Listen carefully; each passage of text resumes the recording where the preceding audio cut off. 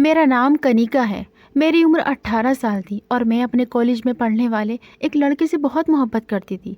वो लड़का सबसे कटा-कटा रहता, किसी से उसकी दोस्ती नहीं थी। वो कॉलेज में नया था, किसी से ज़्यादा बात भी नहीं करता था, लेकिन मुझको वो दूर-दूर से देखा करता था और मैं जानती थी कि वो मुझे पसंद करता है।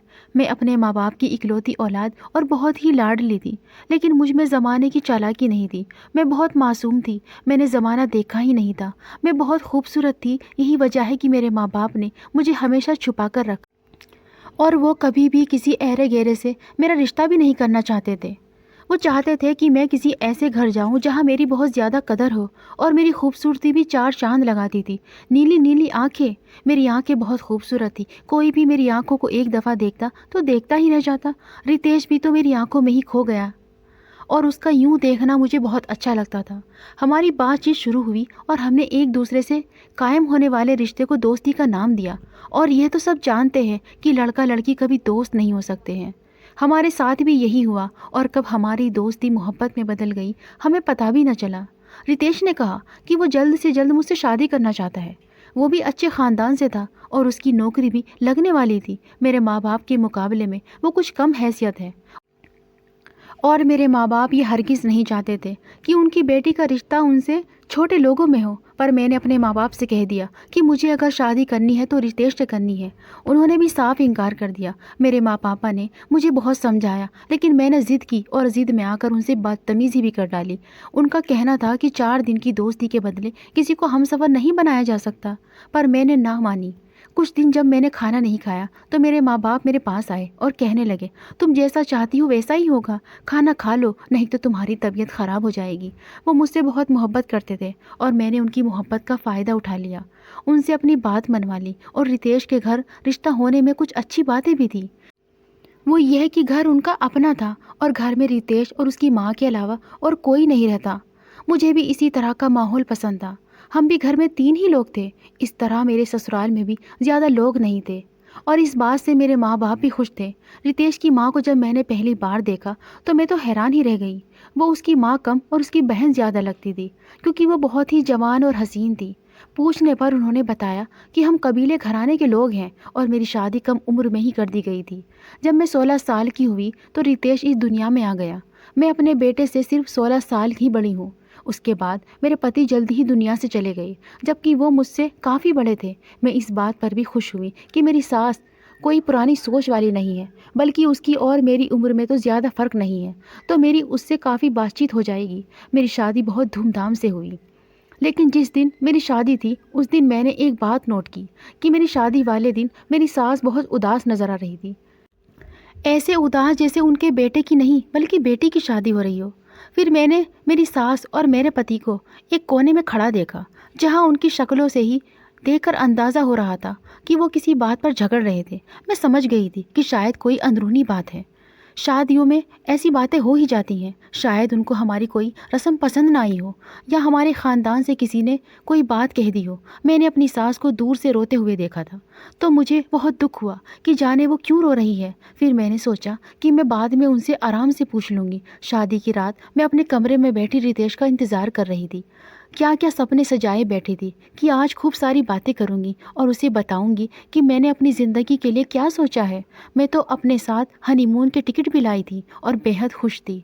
फिर दरवाज़ा खुलने की आवाज़ आई और मैं ज़रा सलीके से बैठी, पर जब कोई और अंदर आया तो उसे देखकर मैं हैरान रह गई। वो रितेश नहीं बल्कि मेरी सास थी। मेरा दिल बैठ गया कि अच्छी खबर हो, इस टाइम पर मेरी सास का मेरे कमरे में क्या काम। उन्होंने कहा कि तुम कपड़े बदल कर सो जाओ, रितेश आज कमरे में नहीं आएगा। उसके एक दोस्त का एक्सीडेंट हो गया है और वो बाहर चला गया है। उसका वो बहुत ही करीबी दोस्त है, इसलिए रात हॉस्पिटल में ही रहेगा। तुम आराम से सो जाओ और सुबह का नाश्ता रितेश तुम्हारे साथ ही करेगा, इसलिए परेशान नहीं हो। मुझे एक पल को थोड़ी सी मायूसी हुई, पर किसी की जान का सवाल था। वैसे भी अब तो मेरा और रितेश का ज़िंदगी भर का साथ था, इसलिए मैं कपड़े बदलकर सुकून से सो गई। सुबह नाश्ते की टेबल पर रितेश मौजूद था। हमने साथ में नाश्ता किया और पूरा दिन हमने एक साथ गुजारा। पर जैसे ही शाम हुई और मैं अपने कमरे में आई तो मैंने देखा कि रितेश सामान पैक कर रहा था। मैं हैरान होकर उससे पूछने लगी कि कहाँ की तैयारी है, क्योंकि हनीमून का तो अभी तक मैंने उसे बताया ही नहीं था और मुझे लगा कि शायद वो मुझे कोई सरप्राइज़ देना चाहता है। तो मैं दिल ही दिल में बहुत खुश हो गई। और जब मुझे रितेश ने बताया कि वो कहाँ जा रहा है तो मेरी तो जैसे जान ही निकल गई। उसने कहा कि वो विदेश जा रहा है अपनी नौकरी के लिए। मैंने कहा कि कल परसों शादी हुई है और आज आप जा रहे हैं, एक दो हफ्ते तो गुजार ले।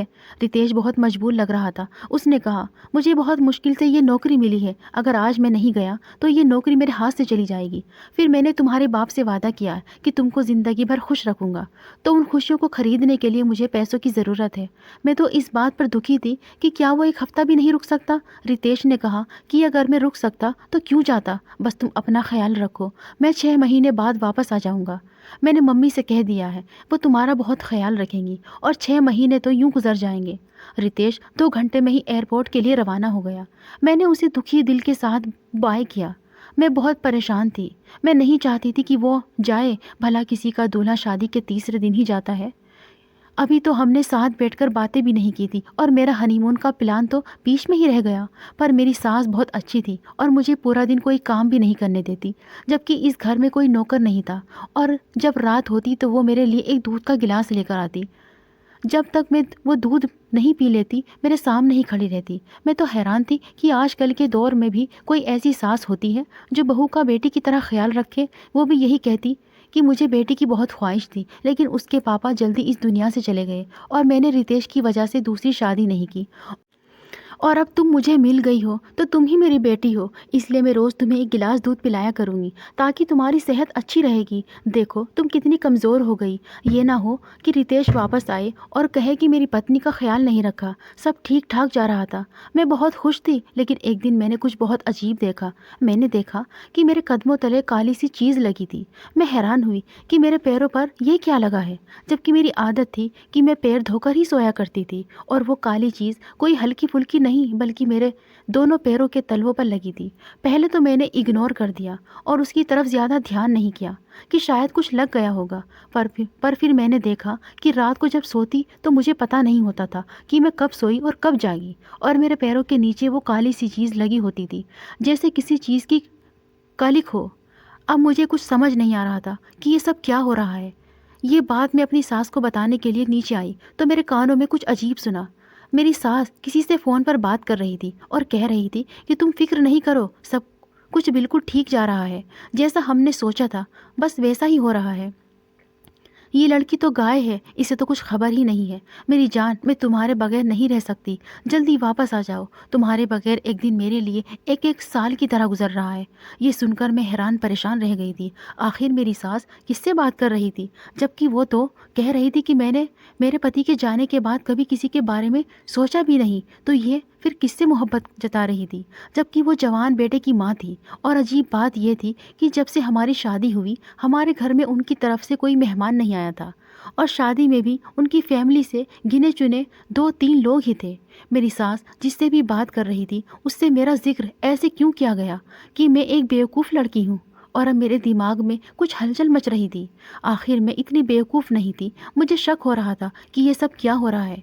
मेरी सास रोज़ मेरे लिए दूध का गिलास लाती और दूध पीने के बाद मुझे होश ही नहीं रहता था कि मैं कहाँ हूँ। एक दिन उन्होंने मेरे लिए दूध का गिलास रखा और कहने लगी, इसे पी लो। पर मैंने कहा कि अभी मेरा मूड नहीं है, आप रख दें, मैं थोड़ी देर के बाद पी लूँगी। लेकिन वो तो मेरे सर पर नाचने लगी कि नहीं, अभी पी लो। मैंने कहा कि मैं अभी 5-10 मिनट बाद पी लूँगी कि इतने में फ़ोन की आवाज़ आई और मेरी सास बाहर चली गई। मैंने वो दूध उठाकर फेंक दिया और खाली गिलास रख दिया। मेरी सास वापस आई तो मैं अपने होठों पर ऐसे हाथ फेरने लगी जैसे अभी मैंने दूध पिया हो। मेरी सास ने सूखा सांस लिया और मुझे गुड नाइट बोलकर चली गई। आधी रात का वक्त था जब मैं सो रही थी कि अचानक मुझे महसूस हुआ कि कोई मेरे कमरे में आया है। मैंने आंख नहीं खोली और सोने की एक्टिंग करती रही। मैं बहुत डरी हुई थी, लेकिन आज मुझे पता करना था कि मेरे सोने के बाद मेरे साथ क्या होता है। वो मेरी सास थी और उसके साथ 2 और लोग भी थे। उन्होंने मुझे किसी लाश की तरह उठाया और मुझे कहीं ले जाने लगे। मेरी आंखें बंद थी, पर मैंने महसूस किया कि वो रास्ता 2 मिनट का ही था। शायद मैं घर के अंदर ही थी। फिर मुझे उनकी आवाज़ गूंजती हुई महसूस हुई। शायद वो खाली कमरा था। फिर मुझे एक आदमी की आवाज़ आई, जो कोई मंत्र पढ़ रहा था और मुझे किसी चीज़ पर लिटा दिया गया। मेरे पैरों पर कुछ लगाया, जो कि शायद वही चीज़ थी जो रोज़ सुबह मेरे पैरों पर लगी रह जाती थी। और वहाँ पर मंत्र पढ़ा जा रहा था। मैं बहुत डरी हुई थी, किसी तरह अपना सांस रो के लेटी रही। ये सब 20 मिनट तक होता रहा और फिर जैसे मुझे उठाया था वैसे ही वापस ले जाकर लेटा दिया। मैं फूट फूट कर रोने लगी। मैं बहुत डर गई थी कि ये लोग क्या कर रहे थे। मैंने रितेश का नंबर मिलाने की कोशिश की, पर एक ख्याल बिजली की तरह मेरे दिमाग में आया, क्या पता रितेश भी इस सब का हिस्सा हो, वरना कोई अपनी पत्नी को शादी के तीसरे दिन ही छोड़कर जाता है। मैंने सुबह मेरी सास से कहा कि मैं अपने घर जा रही हूँ, तो मेरी सास ने कहा, ठीक है, रात से पहले आ जाना, मुझे तुमसे काम है। उन्हें मुझसे क्या काम था? ये तो मैं समझ गई थी। मैं अपने घर आ गई और ये सारी बात अपने माँ बाप को बता दी। वो भी हैरान और परेशान रह गए। मैं बहुत बुरी तरह रो रही थी। मेरे पापा ने कहा, मैं अभी उनका पता करवाता हूँ। पता तो पहले करवाना चाहिए था, लेकिन उस वक्त तुमने हमें कुछ सोचने न दिया और ना कुछ पता करवाने दिया। बस कहा कि शादी करनी है, पर फिक्र नहीं करो, मैं पता करवाता हूँ। मेरे पापा के बहुत से लोग जानने वाले थे। पता करवाया और 1 घंटे के बाद जो बात हमें पता चली वो सुनकर हम हैरान परेशान हो गए। उनका कहना था कि रितेश के माँ बाप को मरे हुए 10 साल हो गए हैं। वो दोनों एक कार हादसे में मरे थे, इसलिए एक ही दिन में उनकी जान गई थी। जो औरत रितेश के साथ रहती है उसकी माँ नहीं बल्कि उसकी पत्नी है। मेरे तो पैरों तले से ज़मीन निकल गई। तभी वो इतनी हसीन और जवान थी और उसने एक रात भी मुझे रितेश के पास नहीं छोड़ा। रितेश की लोकेशन पता करवाई तो वो भी विदेश नहीं बल्कि इंडिया में ही कहीं बैठा हुआ था। मेरे पापा को बहुत गुस्सा आया। वो कुछ आदमियों को लेकर रितेश की लोकेशन पर पहुंचे और उसे घेर लिया। उसे धमकाने पर 2 मिनट के बाद ही उसने सच बता दिया कि असल बात क्या थी। वो मेरी माँ नहीं, मेरी पत्नी है। यही सच है। हमारी शादी को 5 साल हो गए। हमारे घर औलाद नहीं हुई। मेरी पत्नी तांत्रिक बाबा से मिली और उसने कहा कि अगर तुम एक कम उम्र की लड़की की कुर्बानी दो जिसकी आंखें भी नीली हो तो तुम्हारे घर एक साथ 4 बेटे पैदा होंगे। मेरी पत्नी बहुत ज़िद्दी है और वो घर भी मेरी पत्नी का है। नौकरी भी मुझे मेरी पत्नी की वजह से ही मिली है। वो मुझसे अपनी हर बात मनवा लेती है। ये सब उसी का प्लान था। उसने कनिका को मार्केट में देखा था और फिर उसके बारे में सारी जानकारी जमा की थी। जादू के मुताबिक 30 दिन तक उसने कनिका पर कोई मंत्र वगैरह पढ़ने थे। उसको दूध के गिलास में नींद की दवा मिलाकर दे देती थी और 20 दिन के बाद वो कनिका की जान ले लेती। मेरे पापा ने रितेश को पुलिस के हवाले कर दिया और मेरी उससे तलाक भी करवा डाली और पुलिस के हाथों रितेश की पत्नी को भी पकड़वा दिया। उन पर 420 धोखाधड़ी का केस करवाया और मैं अपने घर वापस आ गई। अगर वक्त रहते मैं इन सब चीज़ों को पहचान न पाती तो मेरी जान चली जाती। मैंने अपनी ज़िंदगी में हुए इस हादसे से यही सीखा कि किसी की भी मोहब्बत पर आंखें बंद करके भरोसा नहीं करते। जो मोहब्बत हमारे माँ बाप करते हैं और कोई नहीं कर सकता। हमारे माँ बाप हमारे लिए जो फैसला करते हैं वही सबसे बेहतर होता है। अगर आपको हमारी आज की कहानी पसंद आई हो तो इसे लाइक करें और अपने दोस्तों के साथ शेयर करें। और हाँ, अभी आपने अभी तक हमारा चैनल सब्सक्राइब नहीं किया तो ज़रूर करें।